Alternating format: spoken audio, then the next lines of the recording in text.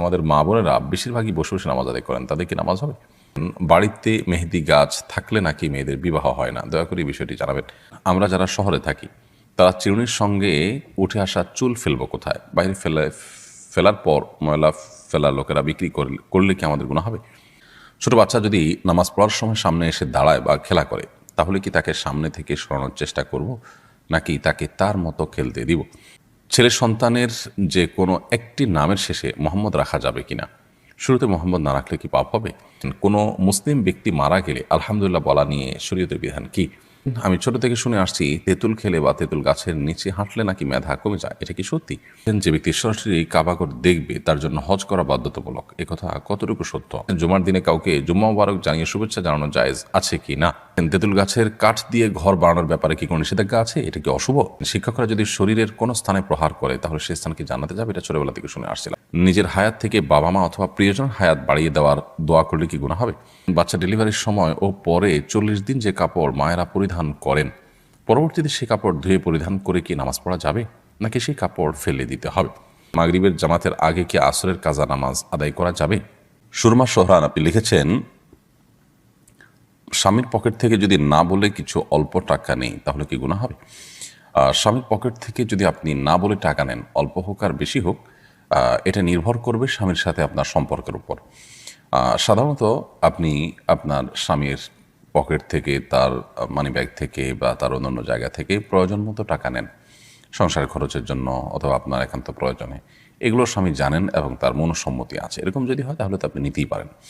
আর যদি সংসারের জন্য নয় বরং আপনার নিজের জন্য নেন এবং সেটা স্বামীর অজান্তে তিনি জানলে হয়তো আপনাকে প্রশ্ন মুখোমুখি করবেন অথবা কেন নিয়েছেন জিজ্ঞেস করবেন, অথবা তিনি যদি জানেন যে আপনি এটা নিজের সঞ্চয়ের জন্য বা নিজের অন্য কোনো কাজের জন্য, তার সংসারের কাজ ছাড়া অন্য কোনো কাজের জন্য নেন, তাহলে তিনি মনে কষ্ট পাবেন। এরকম যদি হয় তাহলে সেক্ষেত্রে এটা আপনার জন্য জায়েজ হবে না। কারণ ইসলাম স্বামী স্ত্রী প্রত্যেকের অ্যাকাউন্টকে আলাদা আলাদা করে দেখে। অতএব এই বিষয়গুলোকে আমরা গুলিয়ে ফেলার কোনো সুযোগ কিন্তু নেই। জান্নাতুল ফেরদাউস আপনি লিখেছেন, ছোট বাচ্চা যদি নামাজ পড়ার সময় সামনে এসে দাঁড়ায় বা খেলা করে, তাহলে কি তাকে সামনে থেকে সরানোর চেষ্টা করব, নাকি তাকে তার মতো খেলতে দিব?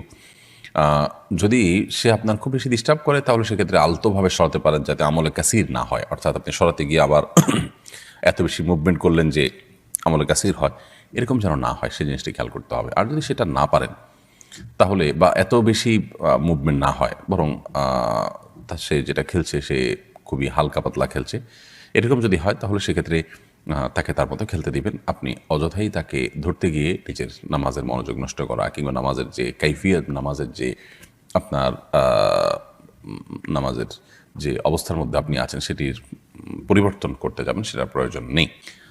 তাহারাত তানি আপনি লিখেছেন, আমরা যারা শহরে থাকি তারা চিরুনির সঙ্গে উঠে আসা চুল ফেলবো কোথায়? বাইরে ফেলার পর ময়লা ফেলা লোকেরা বিক্রি করলে কি আমাদের গুনাহ হবে?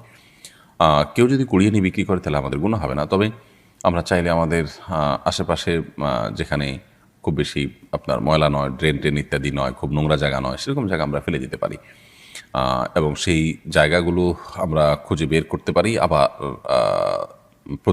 প্রতিনিয়ত তো আর খুঁজে বের করা যায় না, তাহলে সেক্ষেত্রে আমরা কোনো এক জায়গায় সঞ্চয় করে রাখতে পারি। একসাথে হলে পরে কোনো মাটির নিচে পুঁতে ফেললাম বা কোনো জায়গায় ফেলে দিলাম, সেই কাজটি আমরা করতে পারি। মানুষের শরীরে কোনো অংশ বিক্রি করা জায়েজ নয়, এটা মানবতার অপমান।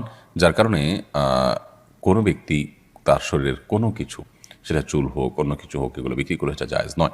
কেউ যদি কুড়িয়ে নিয়ে বিক্রি করে তাহলে সেক্ষেত্রে আপনার গুনাহ হবে না।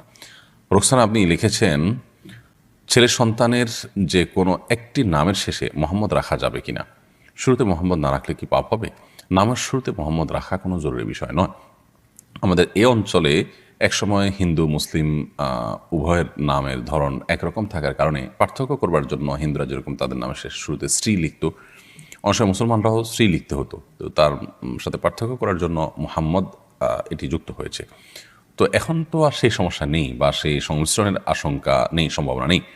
যার কারণে এখন নামের শুরুতে মোহাম্মদ লেখার বা শ্রী থেকে পার্থক্য করার জন্য মোহাম্মদ লেখার কোনো বিশেষ কারণ নেই। বিধায় কেউ যদি লেখেন, এটা একান্ত তার ব্যাপার, এটা শরীয়তের কোনো নির্দেশ নয়, এটা কোনো সুন্নত মুস্তাহাব বা আপনার শরীয়ত নির্দেশের আলোকে করতে হবে এমন কোনো বিষয় নয়, এটা একান্ত তার ব্যাপার। তিনি মোহাম্মদ প্লাস আরেকটা নাম রাখলেন, যদিও একটা নামই যথেষ্ট একটা মানুষের জন্য। মোহাম্মদ একটি পূর্ণাঙ্গ নাম, অতএব একটা পূর্ণাঙ্গ নামের শুরুতে আবার মোহাম্মদ লেখার কোনো প্রয়োজন নেই। রাখলে শুধু মোহাম্মদ রাখি বা অন্য আরেকটা নাম রাখি, তারপরেও কেউ যদি দুটি রাখে এটা একান্ত তার ব্যাপার। নামের শেষে যদি কেউ মোহাম্মদ যুক্ত করতে চান সেটাও একান্ত তার ব্যাপার। একই কথা শুরুতে শেষে যুক্ত করার মধ্যে কোনো পার্থক্য নেই। তানজিম যারা আপনি লিখেছেন, আমি ছোট থেকে শুনে আসছি তেঁতুল খেলে বা তেঁতুল গাছের নিচে হাঁটলে নাকি মেধা কমে যায়, এটা কি সত্যি? এটার কোনো বৈজ্ঞানিক ভিত্তি তো নেই এবং কোরআন এবং হাদিসের আলোকেও এটি প্রমাণিত নয়। এটির কোনো অভিজ্ঞতা দ্বারা প্রমাণিত আছে কিনা আমি জানি না, তবে কোরআন এবং হাদিস দৃষ্টিকোণ থেকে এরকম কোনো কথা তো নেই। বরং বৈজ্ঞানিকভাবেও তেঁতুল খেলে ব্রেইন কমে যায়, মেধা কমে যায়, এরকম কথা আছে বলে আমি জানি না। বিষয়টি আমি মানে কিছুটা গাঁটার চেষ্টা করেছি, তবে এরকম কোনো বিষয় আমার চোখে পড়েনি। বিষয়টিকে আপাতদৃষ্টিতে কুসংস্কারই মনে হয়।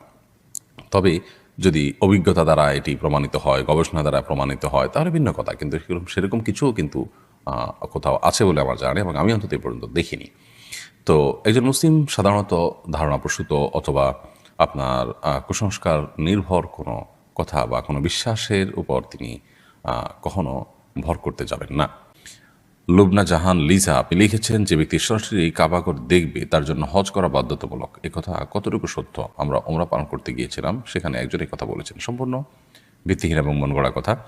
কাবাগর দেখলেই হজ ফরজ হয় না। হজ ফরজ হওয়ার সাথে সাধ্য এবং সক্ষমতার সম্পর্ক।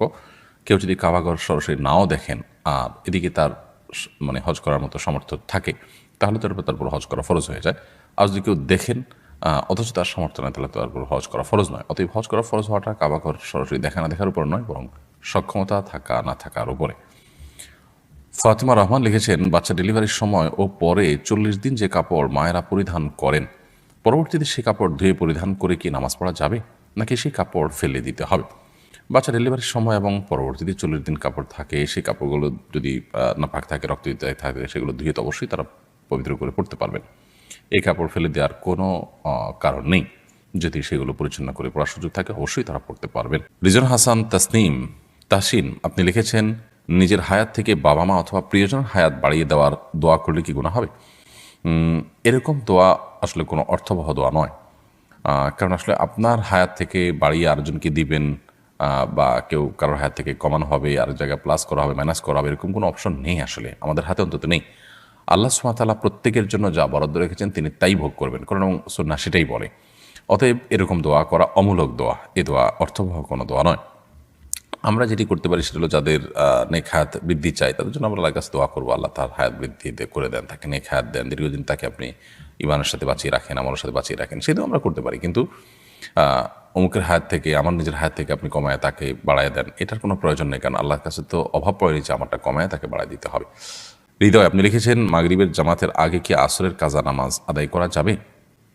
মাগরিবের জামাতের ঠিক আগ মুহূর্তে যদি হয়, সূর্য ডুবছে তখন করা জায়েজ হবে না। সূর্য ডুবে গেছে, মাগরিব রক্ত হয়ে গেছে, তারপর চাইলে আপনি কাজা করতে পারেন যদি সুযোগ থাকে। আর না হলে সূর্য ডুবার যথেষ্ট আগে, ধরুন সূর্য ডুবার 15 মিনিট আগে, 20 মিনিট আগে আপনি মাগরিবের আসরের নামাজ কাজা থাকলে সেটি পড়লেন, সেটি আদায় করতে পারেন, কোনো অসুবিধা নেই। এমনি ফিরোজ আলম খান আপনি লিখেছেন, তেঁতুল গাছের কাঠ দিয়ে ঘর বানানোর ব্যাপারে কি কোনো নিষেধাজ্ঞা আছে? এটা কি অশুভ? না, এরকম কোনো অশুভ নাই। যে কোনো গাছের কাঠই আমরা আমাদের ঘর বাড়িতে লাগাতে পারবো, এতে কল্যাণ কোনো ব্যাপার নেই। আমরা যদি এরকম কোনো কিছু মনে করে থাকি, সেটা একান্তই আমাদের কুসংস্কার ছাড়া আর কিছুই নয়। আহমেদ রবিন খান আপনি লিখেছেন, শিক্ষকরা যদি শরীরের কোনো স্থানে প্রহার করে তাহলে সেই স্থানকে জানাতে যাবে, এটা ছোটবেলা থেকে শুনে আসছিলাম। একেবারে কুসংস্কারচ্ছন্ন কথা, ছোট পোলাপানকে প্রবোধ দেওয়ার জন্য, সান্ত্বনা দেওয়ার জন্য জাতীয় কথা বলা হতো, কিন্তু এরকম কথা বলা অনুচিত এবং ভুল কাজ। কর্ম হাদিসের নামে মিথ্যা কথা বললে সেটি ভয়াবহ গুনাহের কথা, সেটি থেকে আমাদের বেঁচে থাকা কর্তব্য। শিক্ষক কোনো জায়গায় প্রহার করলে সেটি জান্নাতে যাবে, জাহান্নাম থেকে মুক্ত থাকবে, এরকমটি ভুল কথা। এরকম যদি হতো তাহলে পুরো শরীরে শিক্ষককে দিয়ে হালকা পাতলা করে পিটিয়ে জাহান্নাম থেকে মুক্ত আমরা হয়ে যেতাম, খুব সহজ একটা ওয়ে হতো, তাই না? তো এরকম কোনো কথা কোরআন হাদিস দ্বারা প্রমাণিত হলো, সম্পূর্ণ মন গড়া কথা। সময় আইডি থেকে আপনি লিখেছেন, বাড়িতে মেহেদি গাছ থাকলে নাকি মেয়েদের বিবাহ হয় না, দয়া করে এই বিষয়টি জানাবেন। মানে এই ধরনের হাস্যকর এবং কুসংস্কারের জন্য কথাও আমাদের সমাজে আছে, আমার তো ভাবতে অবাক লাগে। মেহেদি গাছ নেই এরকম বাড়ি তো গ্রামে গঞ্জে খুব কমই আছে, তাহলে সেখানকার মেয়েরা কি সবাই তো আছে? গালিব আহমেদ লস্কর লিখেছেন, আমাদের মা বোনেরা বেশিরভাগই বসে বসে নামাজ আদায় করেন, তাদের কি নামাজ হবে? মা বোনরা কতটা বসে বসে নামাজ আদায় করেন আমি জানি না, তবে অনেক পুরুষদেরকে দেখি যে আমরা চেয়ারে বসে তারা নামাজ আদায় করেন। একান্ত আপনার সেরকম শরিয়াত আপনার অ্যালাউ করতে পারে সে পরিমাণ মাজুর হওয়া ছাড়াও। তো মা বোন হোক আর পুরুষ হোক, যে কেউ হোক, সুস্থ সবল থাকা অবস্থায়ও তিনি যদি বসে বসে ফরজ নামাজ আদায় করেন, তার নামাজ হবে না। আর যদি নফল নামাজ পড়েন বসে বসে, তাহলে নামাজ হয়ে যাবে, সওয়াব কম হবে। আর যদি অসুস্থতার কারণে বসে পড়েন, তাহলে সেক্ষেত্রে সওয়াব কম হবে না, নামাজও হয়ে যাবে ইনশাআল্লাহ তাআলা। এছাড়া আব্দুল মালিক আপনি লিখেছেন, জুমার দিনে কাউকে জুম্মা মুবারক জানিয়ে শুভেচ্ছা জানানো জায়েজ আছে কি না? সাহাবীদের মধ্যে ঈদের দিনে পরস্পরকে অভিবাদন জানানো, শুভেচ্ছা জানানোর বিষয়টি প্রমাণিত। জুমার দিনে আলাদা করে কোনো শুভেচ্ছা বিনিময় বা অভিবাদন জানানো পরস্পরকে, এরকম কোনো বিষয় প্রমাণিত নয়।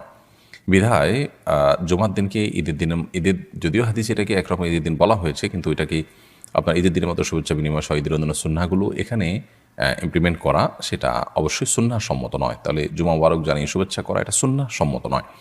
তানজিনা মাহমুদ আপনি লিখেছেন, কোনো মুসলিম ব্যক্তি মারা গেলে আলহামদুলিল্লাহ বলা নিয়ে শরীয়তের বিধান কি?